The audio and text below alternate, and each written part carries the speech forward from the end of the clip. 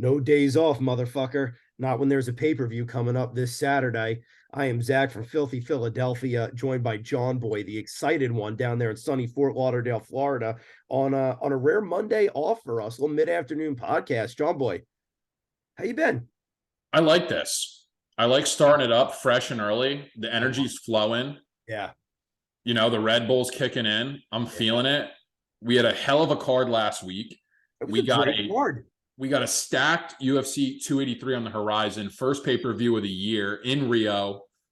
Whew. Can't wait to get into this. That card this weekend. I'm just chomping at the bit to talk about that. We got some news to talk about.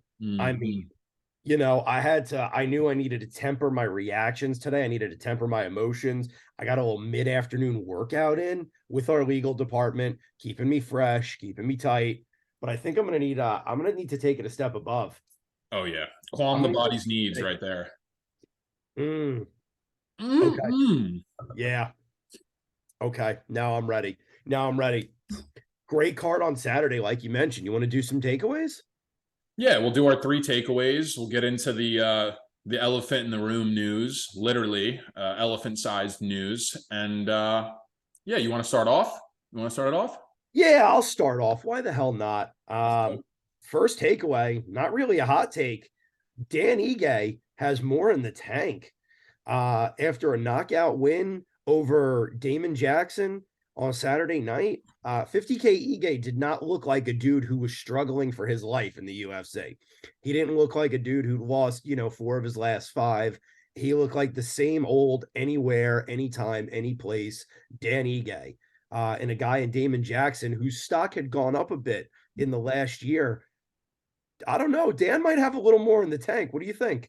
I'm so glad that you brought this up as your first takeaway because I'm gonna get a little stoic on us right now. Hit me. That's Um, what I like. Necessity is the mother of invention, Zach. Ooh, And when you lose four out of your last five, there is no more bark in a dog than when his back is against that cage. And you saw that on Saturday night with Dan Ige, baby.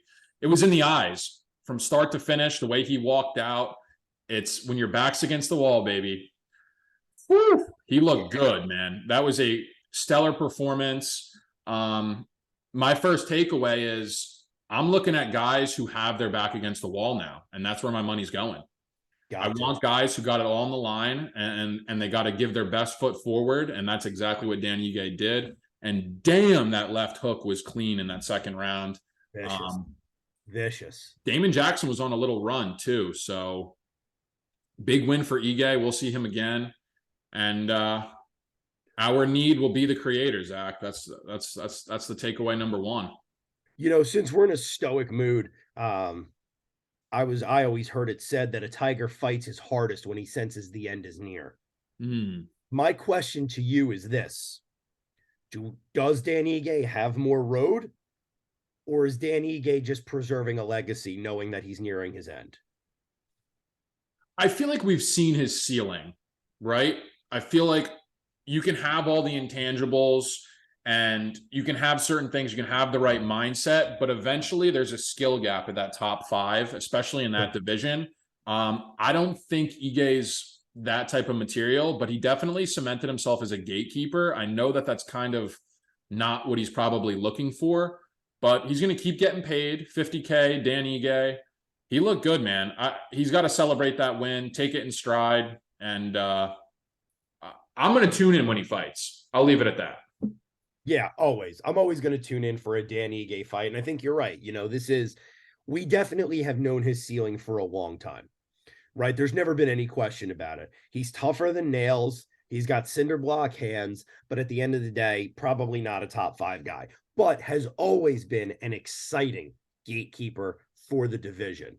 You know, whether or not he's looking for it, I don't know. But at this point, I'm comfortable to say that he's reclaimed his gatekeeper position. I'd like to see a little bit more out of Ige. I hope we get another year or two of good fights out of 50K and then he takes his money and he fucking rolls out. Let's see that. I'd love to see it. Yeah, no, he's a legitimate litmus test. If you get past Dan Ige, you're the real deal. So, Yeah. Yeah, totally fair. Fun fight overall. Great fight. Interested to see what's next. I don't know what's next for Damon Jackson. Um, Yeah, I'm not really sure what's next. He took the goose egg away from Pat Sabatini in the middle of last year, loses to Ige, so not probably the legitest guy in the division. So we'll have to see what's next. Ready for this next takeaway? Let's hear it. All right. I'm gonna go over to Thailand for this one, if you don't mind. I'm gonna Let's take a hear little it.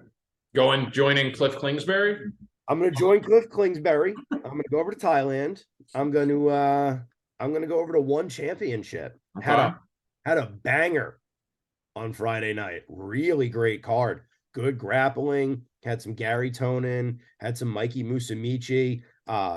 Had just the worst leg break I think I've ever seen against a Mongolian combat sambo champion. Mikey Musami Ooh, heard about 20 pops in this guy's knee. The guy's knee is gone because he just wouldn't tap out. But that's not even the takeaway. That's just a preview. That's an appetizer for the takeaway. wow. Um, Gee. I think, as we know, one mixes up their Muay Thai fights, their kickboxing, their jiu-jitsu, and their MMA. Um, I think the Thais might be in a little bit of trouble over there. I think they might be victims of their own success. Superbon, who was one of the best Muay Thai fighters that they had, was the Toughness. featherweight champion. Got knocked the fuck out by Chingiz Alizov from Spain in the main event. Just got dusted off. And I mean, he worked him from bell to bell before the fight was eventually stopped. He was on him like stink on shit. Um, I don't know. Now that the rest of the world is starting to really catch on to that Thai style, I wonder if the Thais are in a little trouble there in one.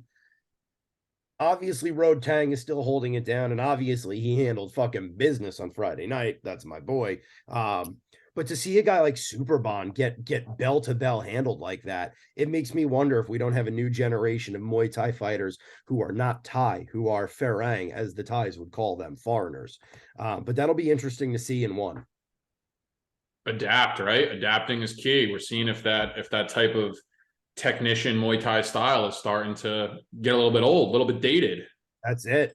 That's it. This aggressive style, this almost Dutch kickboxing style that Alizov came out with seemed to be successful. So we will have to see. We'll have to see. What do you got? Takeaway number two. Um, 10 pounds of weight is more important than a full training camp. That's my takeaway number two. Go on. It's almost like Jake Paul's onto something, fighting guys who are smaller than him. And you saw that in this past week's main event, right? Sean Strickland came in 204 pounds. Imavov weighed in at a buck 94. And that's what it was. He big brothered him, kept distance, kept range, and size prevailed in that matchup. That's why we have weight classes. And it's tough for Imavov to take that on short notice. Props to him for stepping in and fighting a bigger opponent. Yeah. But weight prevails, man. Weight prevails in the end. And it did. Speaking of another bell to bell one, I won't say it was a blowout. Obviously, Imavov held his own as best he could, but I Mm-hmm. thought Strickland was pretty squarely in control of that fight, start to finish. Do you think that's a different fight at 185? I don't know per se. It definitely didn't help Imavov, clearly. I think Strickland, it's a good matchup for Strickland, and we saw that. The thing with Strickland is he kind of lulls you into that sparring type match where he just outpoints you 49-46 UD. It's kind of a classic Strickland performance. So bad matchup for Imavov, and the weight discrepancy just sealed the deal. Shoot him up. Yeah. I mean, not much else to say about that. Clearly, a good performance for Sean Strickland. Puts him back in the win category. I'm sure he's happy about that. But beyond that, I don't take much away from this. Do you? No. No. I mean, that was At, it. It was a at bit 185 pounds, too, right? It's just, you can't be chinny in that weight class. It's just, you can't do it. There are too many killers at the top. Poton's holding the belt. Adesanya and Whitaker are right there. I mean, that is just not a quality that you can have at 185 pounds. And Strickland definitely has a little bit of a glass jaw. So I agree completely. And the guys coming up behind him, nipping at his heels, they're not lightweights.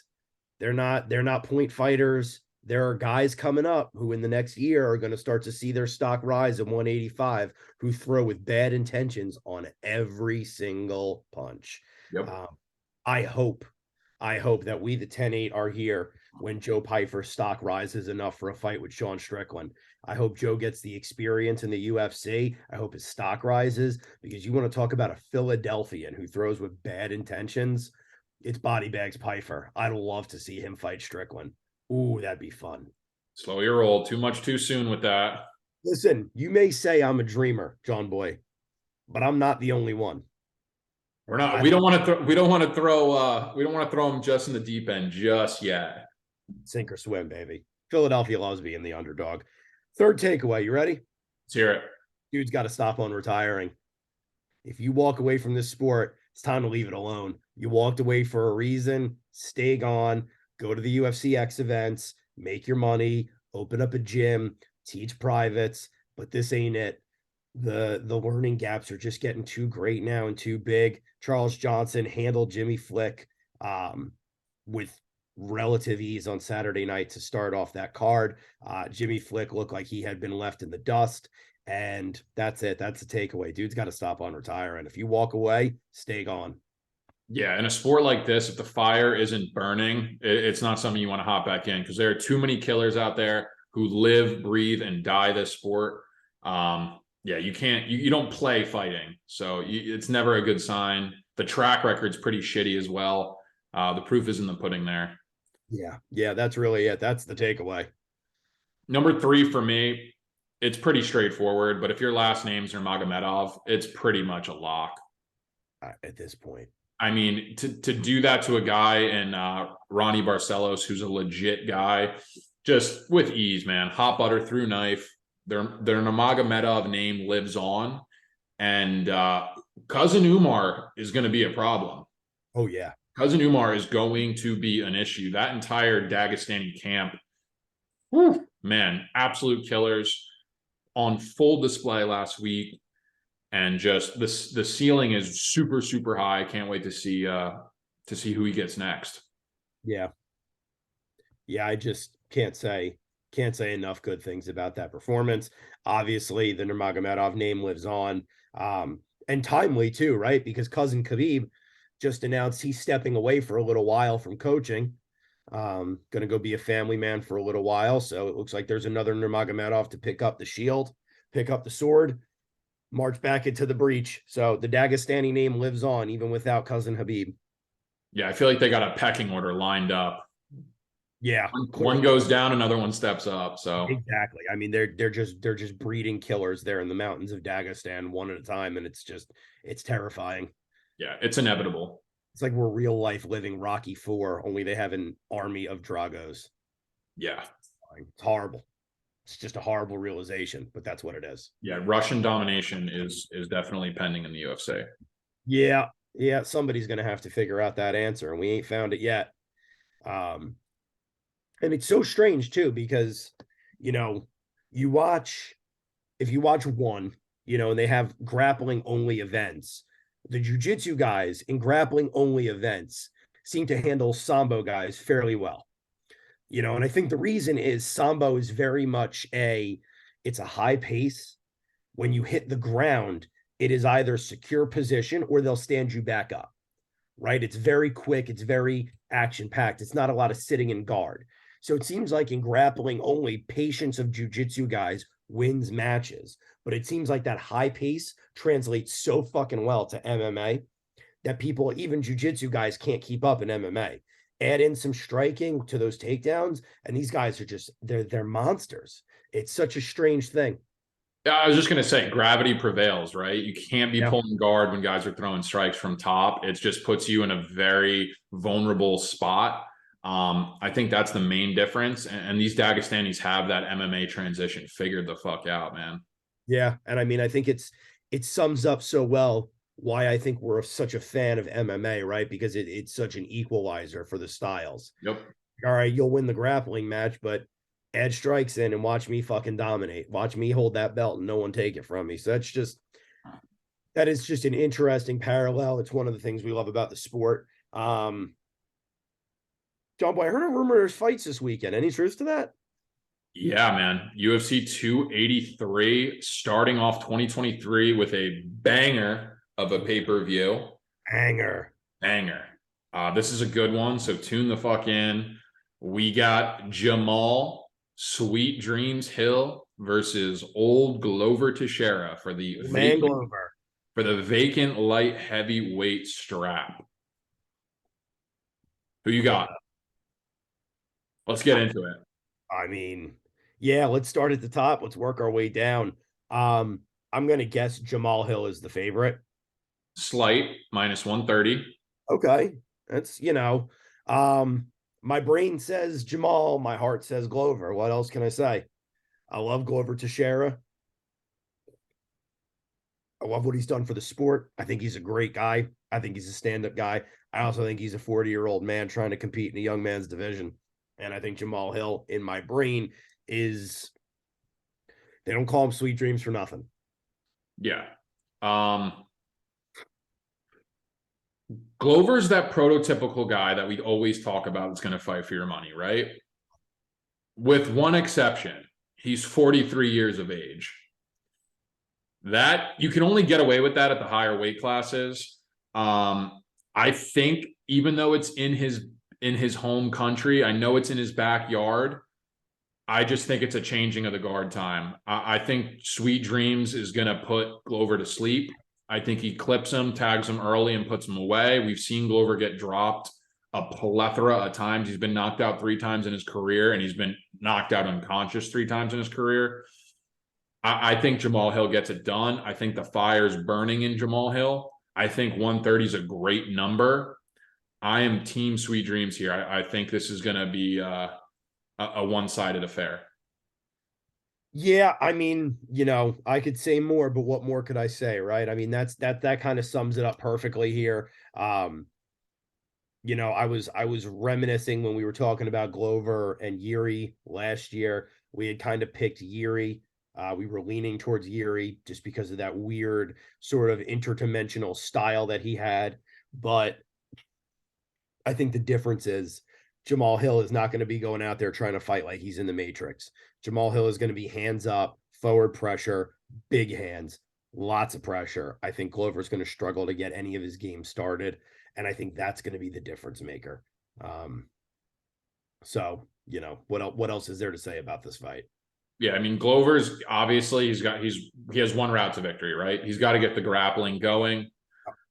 Um, we've seen Jamal Hill kind of get taken down a little bit. Him and Thiago Santos had a couple of roll arounds, but I mean Glover couldn't put Yuri away in some of the grappling exchanges. I think that age is really starting to add up. Man, I just like Jamal Hill here in this spot. I really, really do. I know it's 2023. It's a year of 7. Glover's 43, 7-7. I just can't get to it. I can't get to it. Jamal Hill all fucking day, man. Yeah, look, it's hard to disagree with that, right?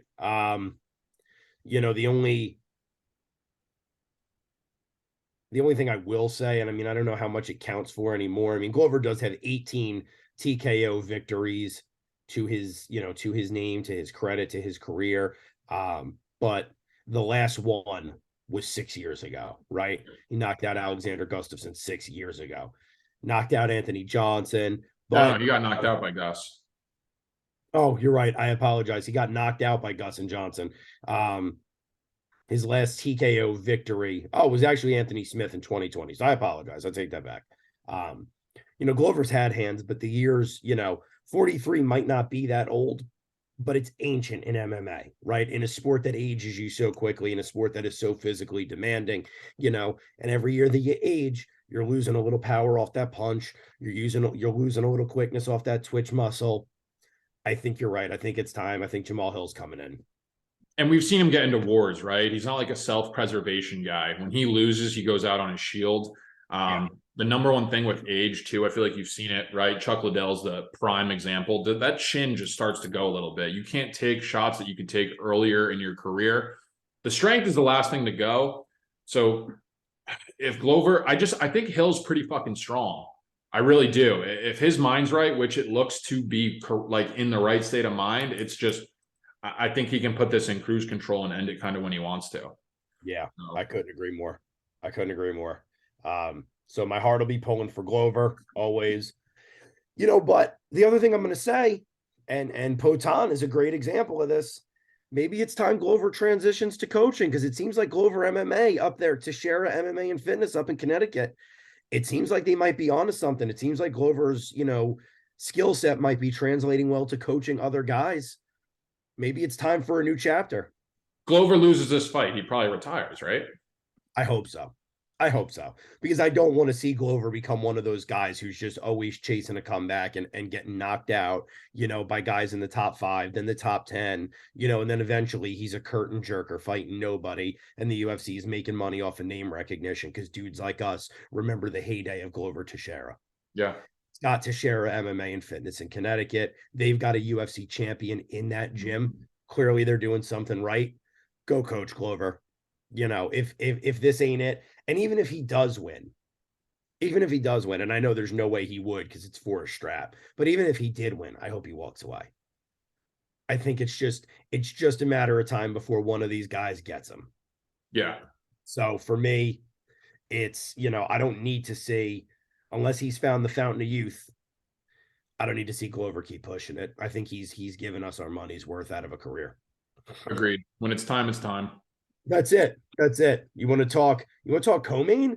You want to talk about our favorite fight? We love it so much. We're going to watch it for a 4th time. You want to talk about Figgy D, Davison Figueiredo taking on the baby killer, Brandon Moreno? I mean, this has to be the first time in UFC history, right? For Pete? Yeah, it's got to be. For Pete City? I mean, I'm not mad about it. Not at all. Only these two could do this. Yeah. I mean, has not been a boring fight yet. The line says it all, right? The line says it all. Who do you think the favorite is in this one? I'm gonna pick Moreno. It's Figgy, and it's by like the slightest margin. It's essentially a pick 'em. And that's just how good this fight is, right? Because it's just a variable of just complete unknown because both of these guys are so evenly matched. Every time that they step in there, it's absolute fireworks. One thing to note is James Krause was Brandon Moreno's original head coach. He has now moved to Saad Saeed, I believe. He is under his tutelage at this point in time. Also a great coach. Maybe the tactics switch up a little bit, right? Figueiredo's training out of that Cejudo camp. That's done wonders for him. I'm going to go with my heart and my brain a little bit here, and I'm going to back Brandon Moreno. Yeah, 100%, without question. I'm going with the assassin baby. I'm going to back the assassin baby every time he fights. We have talked at length about the Brandon Moreno trajectory on this pod, but for anybody who needs a refresher course, Brandon Moreno was a middling UFC fighter who flunked out of the UFC. He said in some post-fight interviews when he was first in the UFC, he was going to be champion one day. He wasn't going to quit on the dream. Flunked out, went to the LFA, got the offer to come back to the UFC, has now held UFC gold, and has maintained this sort of fighter spirit, absolute gentleman outside the cage. Just a story that you cannot say enough good things about. And he's also just a fucking murderer, right? Incredible grappling. And here he is with, the 4th. I guess you'd call it, if it's not a trilogy, if it's 4, it's a quadrilogy. Could get there, I guess. Yeah. It's a quadrilogy. So he draws Figgy D, chokes out Figgy D, loses a UD to Figgy D. I thought he won that fight, but yeah. I thought he won that fight as well. I really do. I thought he won that fight. I thought that was a robbery. And I think for that reason, he's going to be coming out with something to prove. He knows he can stop Davison Figueiredo. Davison does not have that on the other side. My heart tells me it's Moreno all day. One thing that I'm going to say and point out that I think is very crucial is where this fight is taking place. Okay. Sure. Fig is fighting under the Brazilian banner. Brazil is notorious for suspect scorecards. Ooh, yeah. Moreno's got a granite chin. Fig hits like an absolute truck, but it's just like a match made in heaven where they just one can't put the other one out. if this goes to the scorecards, that's a disclaimer. You have to keep that in the back of your mind that if this goes to decision in Brazil, the crowd and the judges are going to be leaning toward Fig. So that does scare me a lot. I could see this being another 5-round war. I could see it being similar to the third fight. Um, and for that reason, with all we know about scorecards and MMA, that scares me off of Moreno a little bit. It's a shame that that's the case, but it's the truth. And yeah, be wary of that. Be wary of that going into it. Know that if those scorecards, if it has to go to the scorecards, there could be some fuckery involved. Yeah, fuckery has been known to abound on Brazilian scorecards before. It's just one of those things. You know, the sun rises and sets, and judges' decisions for Brazilian fighters are suspect. That's just the way it is. That's just a fact of life. Um, but yeah, if I'm Moreno, I'm submission hunting hard, hard. You're gonna have to because you can't leave this one to the judges. Yeah, he's going to have to hit him with something. I don't know, man. I could see it going to the cards. It scares me. Yeah, I completely agree. I mean, these two, it's just like this is what happens when an immovable force gets hit with an unstoppable object, right? It's what do you do here? And we've said it before, we'll say it again. I'd watch these guys fight 7 nights a week. I really would. If they were just locked in a loop, in a trance for the rest of time fighting each other, I would keep watching it because that's just some of the best MMA you will ever see is when these two step in against each other. Yeah, I mean, best flyweight rivalry in history for sure. Without a doubt. Without a doubt. And there have been some good ones. This is the best without fucking question. Agreed. We got some more fights to talk about here. We'll talk about Gilbert Burns going up against Neil Magny, Dorino taking on Magny. I'm not overly excited about this one. We talked about it pre coming on. This is probably the most lackluster fight on the main card, in my opinion. And that's not for Gilbert Burns' sake. It's more of a knock on Neil Magny. He's just not super exciting. He has that game plan where he's just going to grind you up against the fence and try and out grapple you. And in this particular case, you're not going to be able to do that with Gilbert Burns. Gilbert Burns is an absolute wizard on the ground. He has the advantage in everything, right? It's a 3-round fight. He might even have the advantage in a 5-round fight. He's got pretty good durability. You have an idea where Vegas is leaning? I'd have to imagine Vegas is leading towards Dorino. You'd be correct. Minus 440. Yeah. Third biggest favorite on the card. I just don't see where Neil Magny gets it done anywhere. And for those reasons, I will be team Gilbert Burns. Yeah, I completely agree with you. I mean, I think Gilbert Burns' last fight tells you everything you need to know about Gilbert Dorino Burns.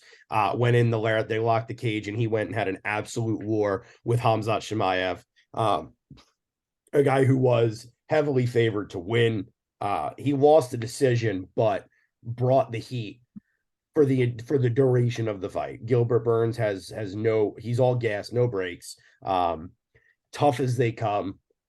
Can kind of get it done anywhere. I'm leaning with Gilbert Burns big time on this one.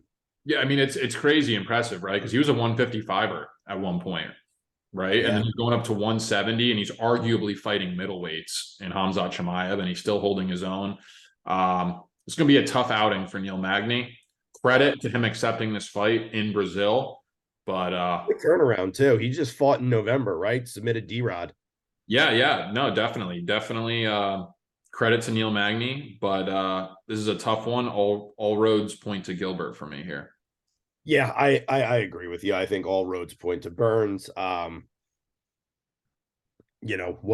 else is there to say about this one? I think it's just a bad matchup for Magny. Second biggest favorite on the card. Is it Murphin time? Jesus Christ. I don't think so. Lauren Murphin time Murphy versus Jessica Andrade. Yeah, this is like, I've said this before, but this is in Jurassic Park where they lower the goat down to lure the T-Rex out. In Brazil, Andrade in front of her people. Lauren Murphy can't win this fight. I'll go on record unless I mean, unless Andrade blows out her MCL in the walkout, there's a shot for Murphy. And even then, I'd still lean to Andrade. I'm surprised the line's even this low. It's right around the same as Burns' line, minus 485. You don't even need to guess that because the writing's on the wall here. Jessica Andrade by however the fuck she wants. Yeah. That's Yeah, I mean, basically it. what else is there to say, right? I'm a huge Jessica Andrade fan. Me I've met too. Jessica Andrade, very cool person, very nice, super friendly. Didn't really speak a lick of English, so we didn't communicate much, but very friendly. Um, you know, it is what it is. If you're a fan of the sport, you got to get used to just people who speak Portuguese who are just not going to understand you. But all the same, very nice, very friendly. Fan of the 10-8 podcast as much as she can be. Um, as you know, as much as she's a fan of the pod in spirit.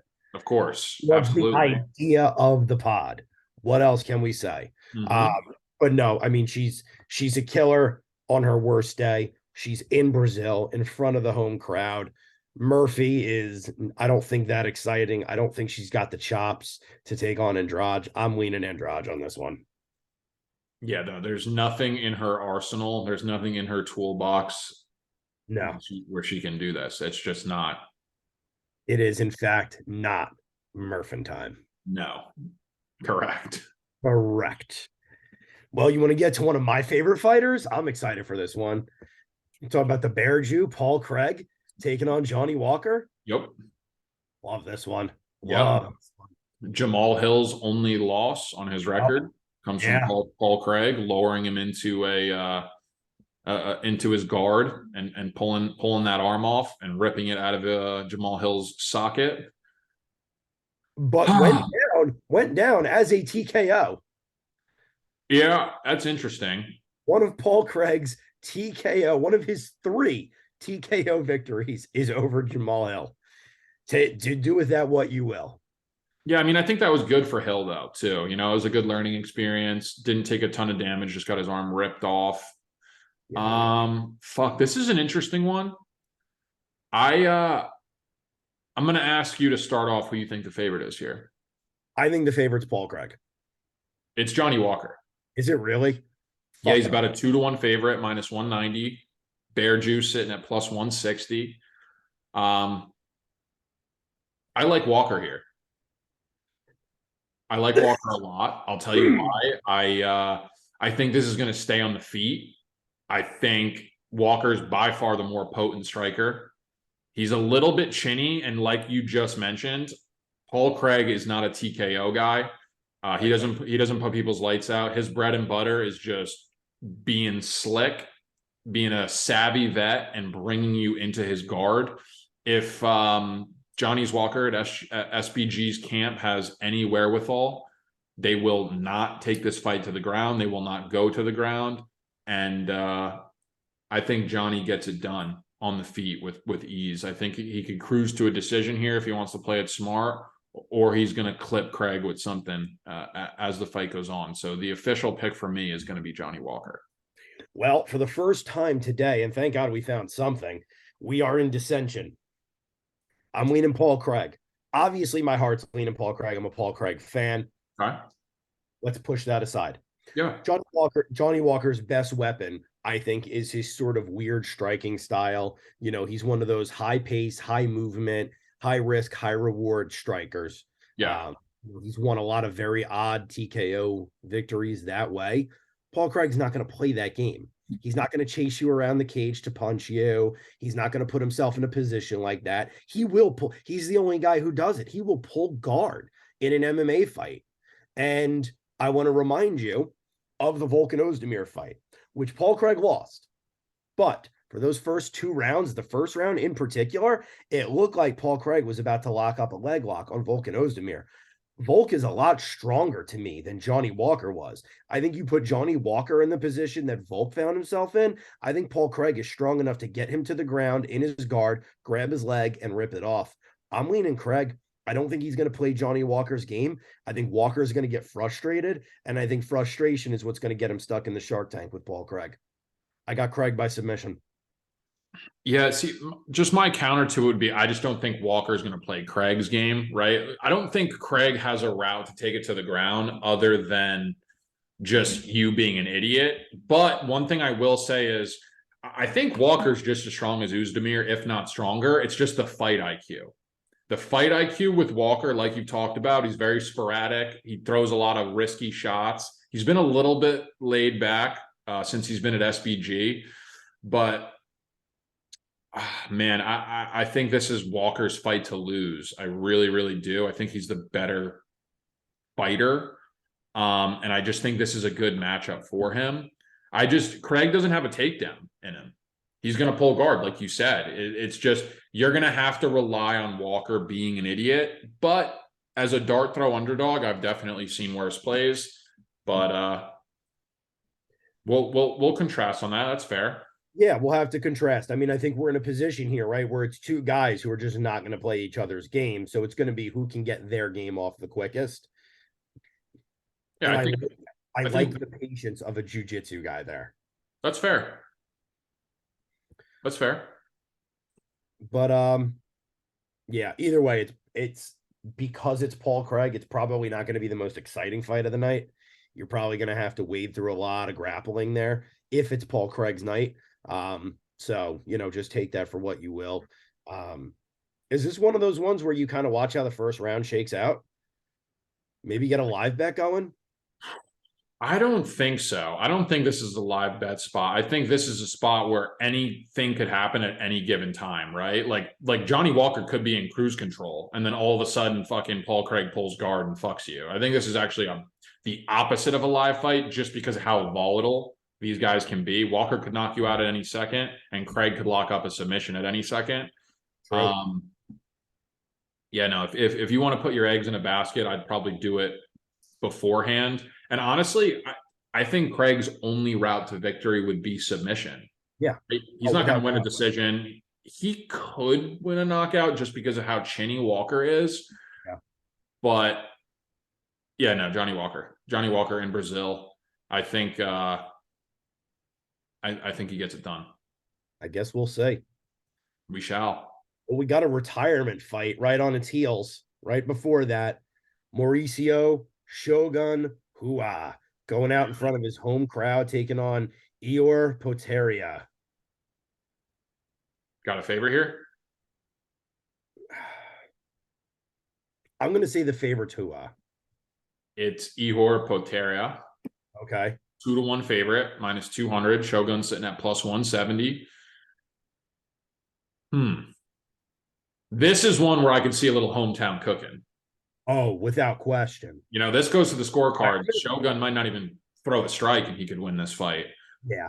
Retirement fight. That's just kind of the legend he is, right? He's at one point in time the absolute pride and joy of Brazil. I love Shogun. Shogun's one of the guys who got me into watching MMA. Yeah. Absolute legend of the game. I'm not super familiar with Potiera. I believe this is his debut in the UFC. But we're seeing the age add up with Shogun, right? I don't want to say similar to Glover because he's definitely aged a lot quicker than Glover has. But I'm not going to put any backing behind Shogun here. I just can't. Maybe a decision play just out of sheer fuckery. I don't know enough about Potiera to really to be invested in this one. So I'm going to sit back, relax, bring back some of the memories of Shogun back in the day. And hopefully he doesn't go out on his shield here, but it's very well possible. It is, and so it's crazy, right? Because when we talk about legends of the sport, I think Shogun comes to my mind quicker than Glover does. I don't know why. I just feel like I've been watching Shogun longer. It's actually 2 years younger than Glover Teixeira, which is mind-blowing. Agreed, though.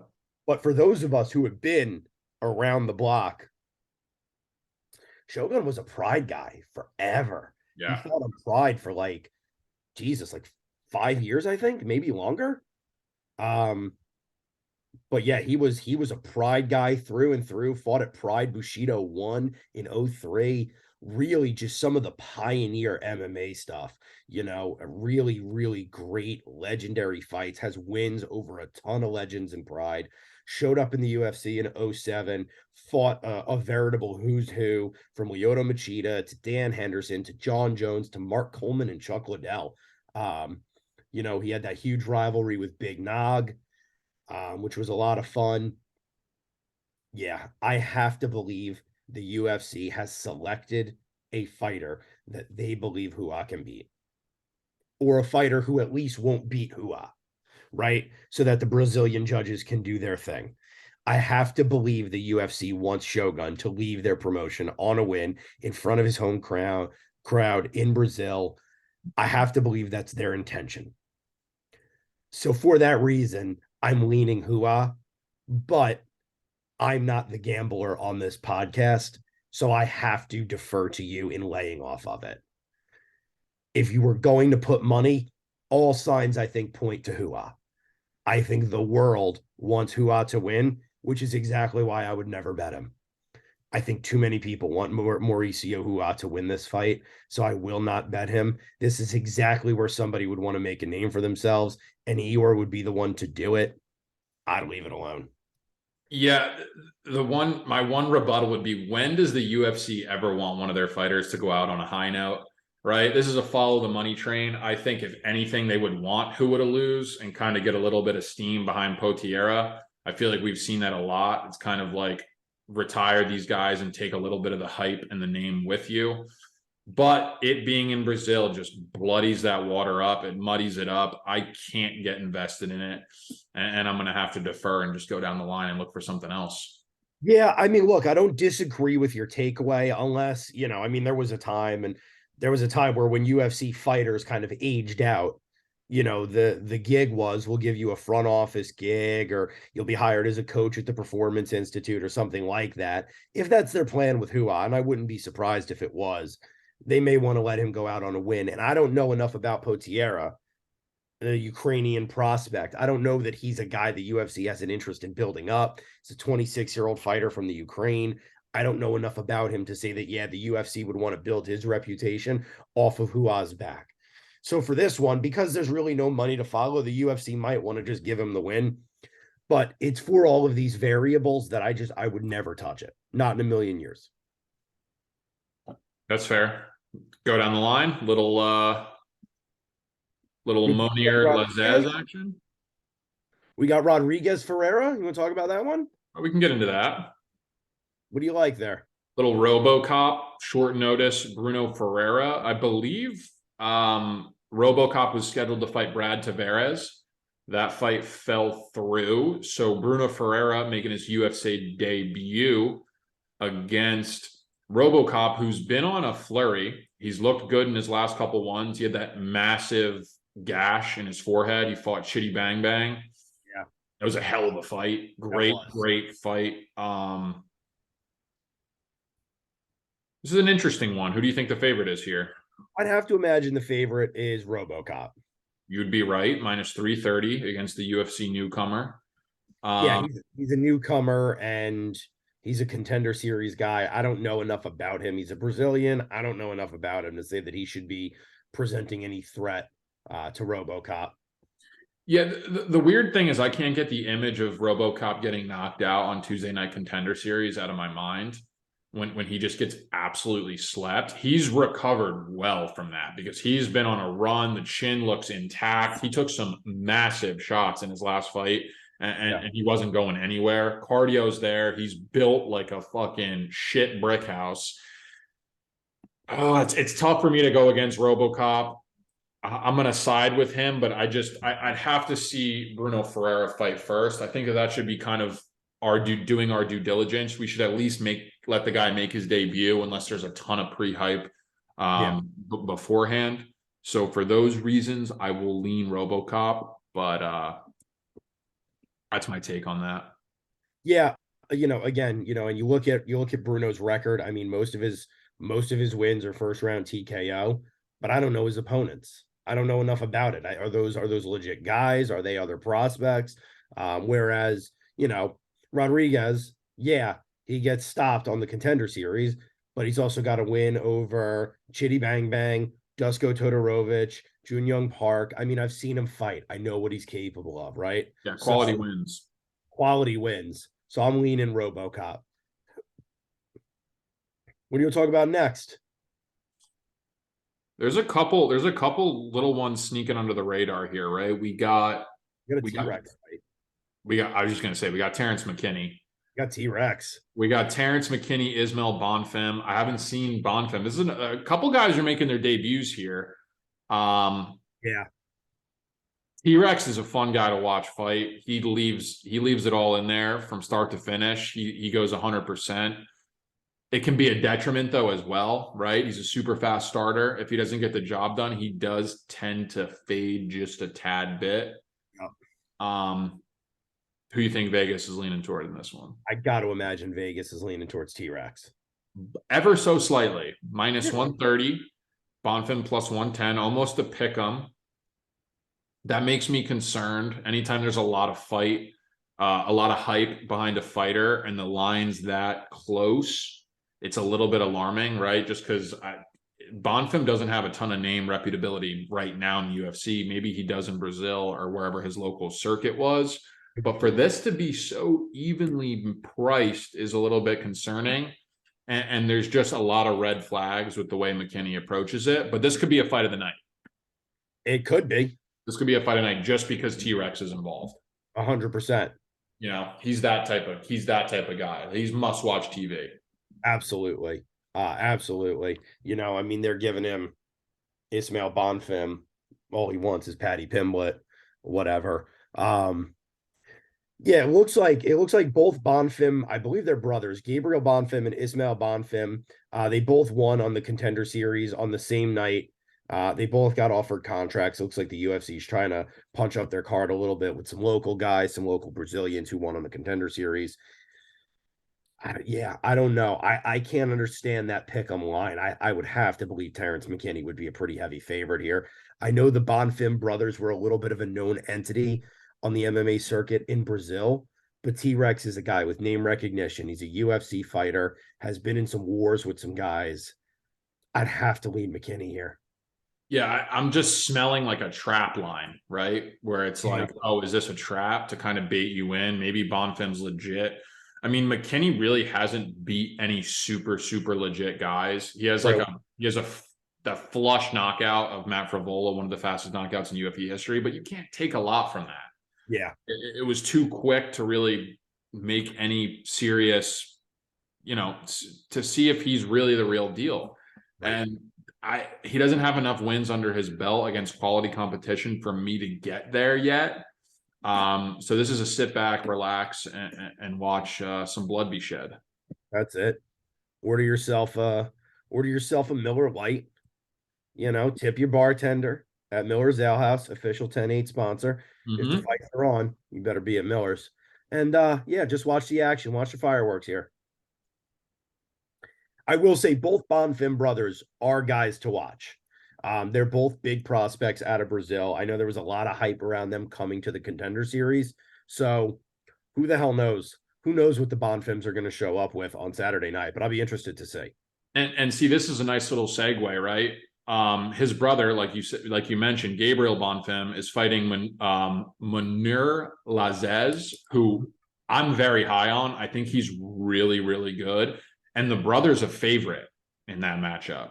So you're talking about a really quality guy, right? If these brothers train together and they're cracked up to be the real deal, to warrant a minus 185 price tag is pretty earned. So there's definitely some respect on that last name. I don't know. Watch out, McKinney. You could have the Patty Pimblett red panty night erased really quickly in Brazil this weekend. So yeah, mind your P's and Q's with the Bonfim brothers. Bingo. What else you want to talk about on here? Anything else? You want to talk about the Worley Alves fight? Worley Alves, Nicholas Dalby, probably be a good fight. Shamil Abdurakhimov, Jalton Almeida. Jalton Almeida is minus 1,000. Holy shit. That's the biggest favorite on the card, and he's not even a true heavyweight.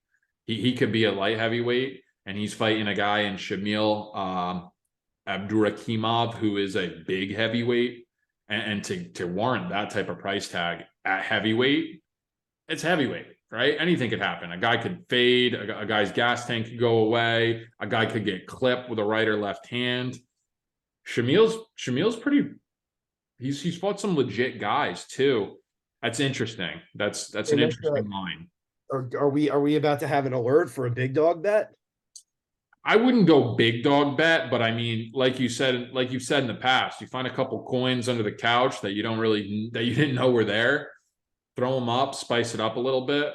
But it could be a quick night too. It could be a quick night. John Almeida has that price tag for a reason, but it's heavyweights, right? We're just going off of history here. We're going off of history and what we've seen in the past. Interesting one. Good card though. Good card, man. Yeah, it's a great card. Great way to start the year on a pay-per-view. I'm excited for it. I'll be tuned in. We'll be live tweeting, I'm sure.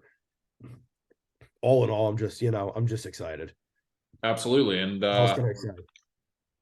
we got some heavyweight news to cover here. We have some heavyweight news. This is a meaty one. Where do we even start? I guess we start at the beginning. John Jones has a fight. Boom. Signed an 8-fight contract. Signed another 8-fight deal. So clearly he's not going anywhere. John Bones Jones, March 5th, taking on Cyril Gane. That's a hell of an introduction to the heavyweight division right there. That is, talk about wanting all the smoke right away at heavyweight. Oh yeah. Obviously, the departure of Francis Ngannou has been major headlines here. Yeah, he's now an unrestricted free agent. The sitting UFC champion at the time could not come to terms with a deal with the UFC. The UFC, being the machine that it is, churns one contract away, and then boom, they sign John Jones to an 8-fight deal. Damn, man. Cyril Gane, John Jones. Who you like? Let's start there. Let's start with Gane Jones, and then let's get into Francis. That's fair. They deserve their own segments. There's a lot to say, I think, for both. Let's start Jones Gane. How are you feeling about the fight? I like Gane here. That's interesting. I do. I think Jones has been so good because of his athleticism in the past. That's kind of what's set him apart from the rest of the division, just being such an athlete. We've seen his family, just athletes. That was kind of that little thing that set him apart from everybody else, just being smoother, more athletic, the length control, the distance, just the more skilled guy in general. And I don't see that with Cyril Gane. Cyril Gane is an athlete. I've retweeted videos of him throwing down reverse dunks. For a boy that's 240, 250 pounds at any given time, to move like that, quick as can be, this is not an easy fight for John. There is a path to victory, like we saw with Francis, right? He's going to have to wrestle. Yep. He's going to have to wrestle.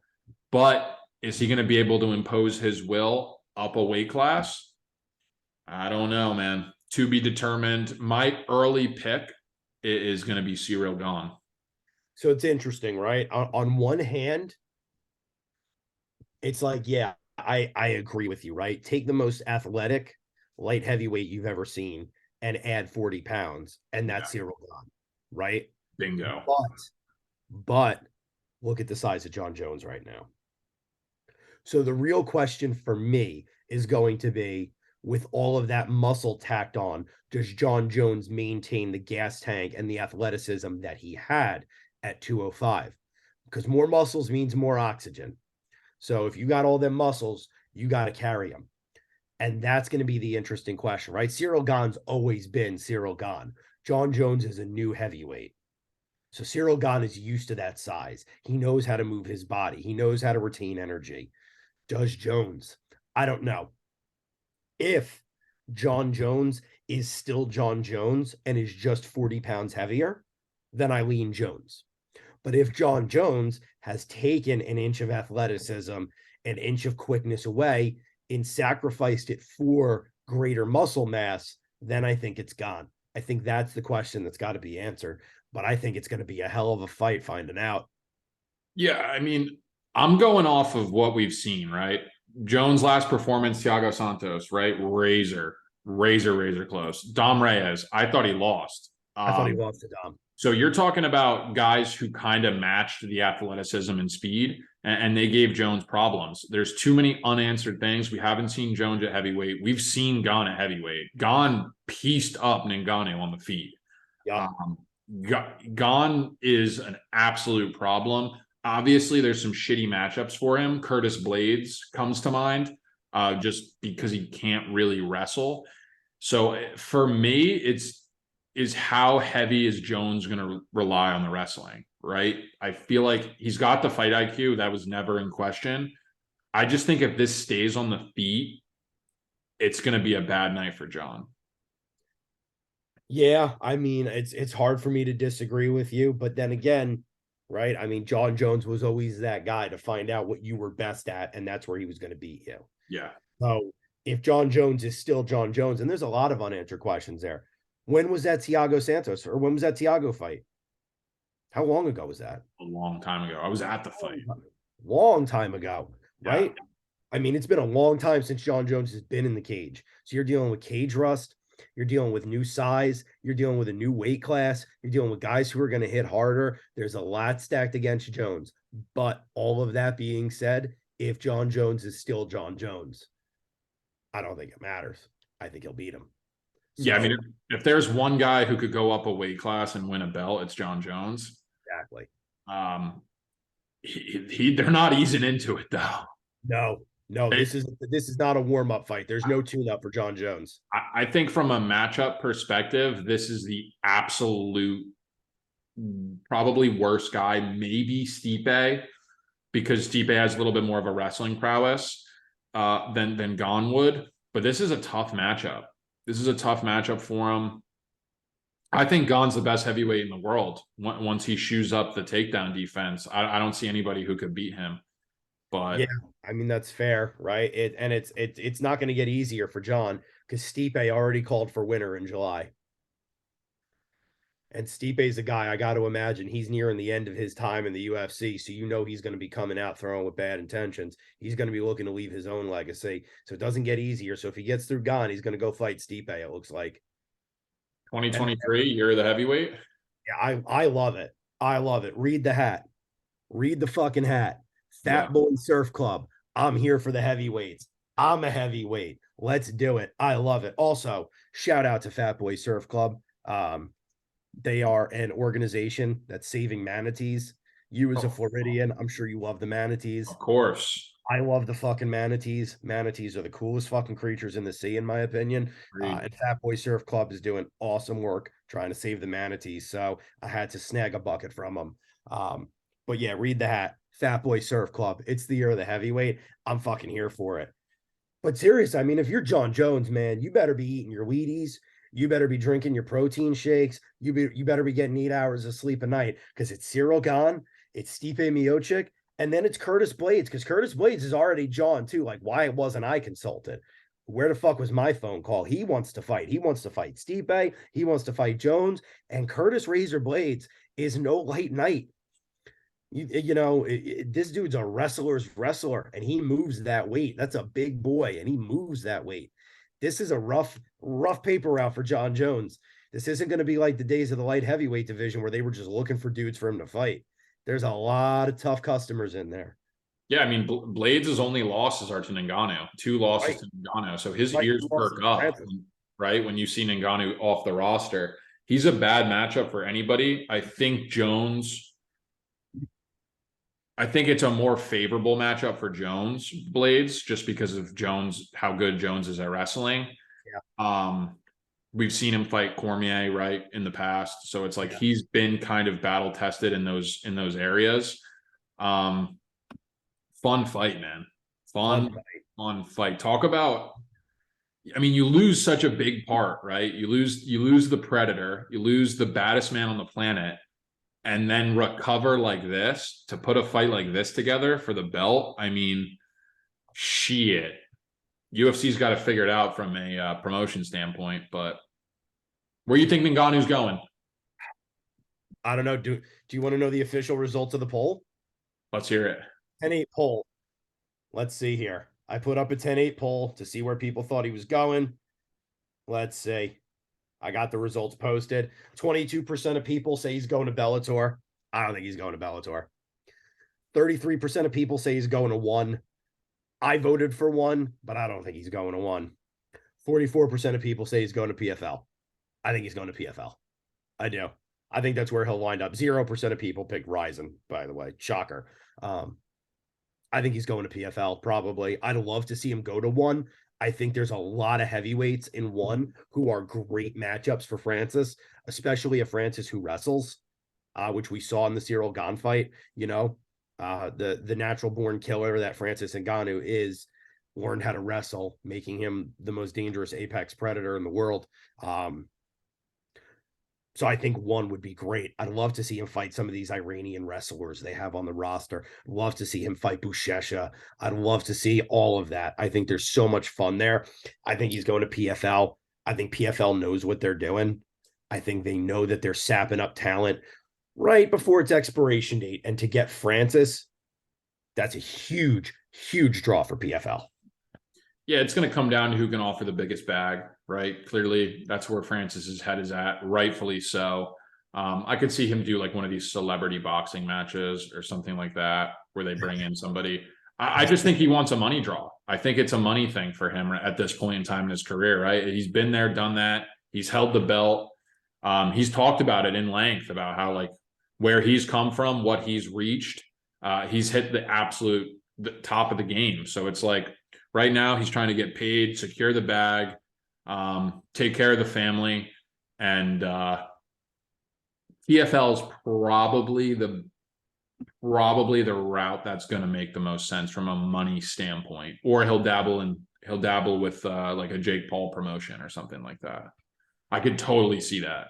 I hope it's the former, not the latter. For the fight fans' sake, I hope it's the former, not the latter. I mean, really, what I hope is that Chatri Sityodtong calls him up, maybe borrows from a few less reputable banks in Singapore to get Francis a 7-figure contract to go over to one.